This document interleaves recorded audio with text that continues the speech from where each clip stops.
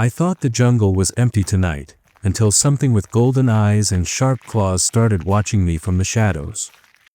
The rain pounded the tin roof of a small cabin in the heart of the Amazon rainforest. At midnight, Ethan sat sharpening his old hunting knife when he heard something strange outside, a faint cry. At first, he thought it was the wind.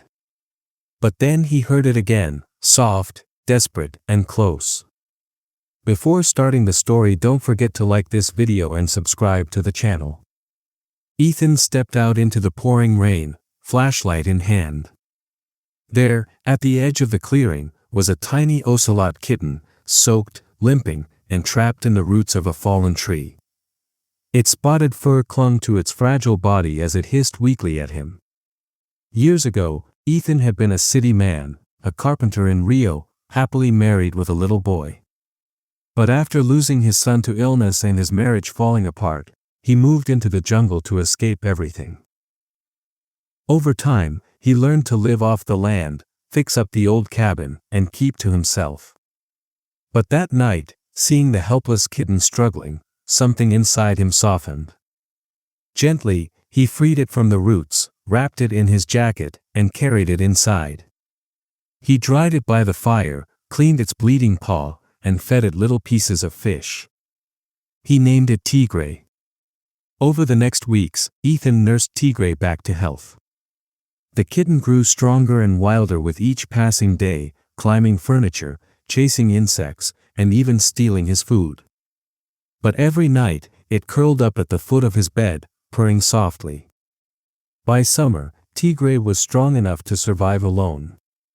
Ethan opened the cabin door one morning and watched as the young ocelot slipped silently into the forest. He didn't expect to see it again.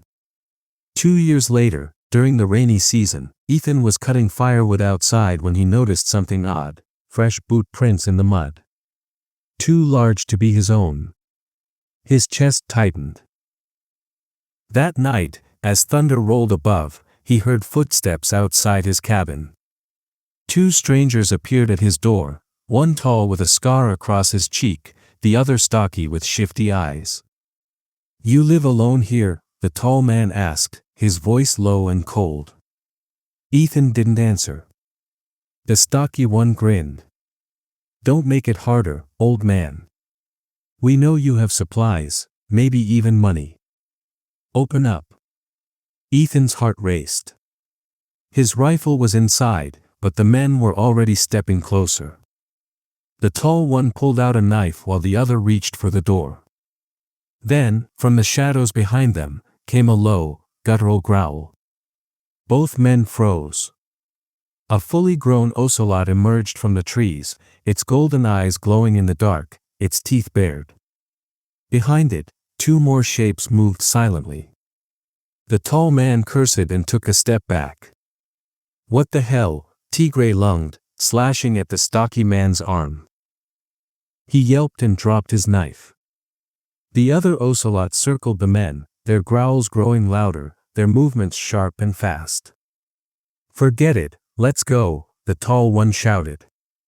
They scrambled back into the jungle, slipping and falling in the mud as the ocelots kept chasing them until they disappeared into the trees. Breathless, Ethan stood there, stunned. Tigre walked up to him, its spotted coat shimmering in the rain. For a moment, it stared at him with those same wild, golden eyes, and then let out a soft chuff before turning back into the jungle. Ethan smiled faintly and whispered, "Thank you, old friend." That night, as the storm cleared, Ethan sat on his porch, staring into the trees, knowing he'd never really been alone after all.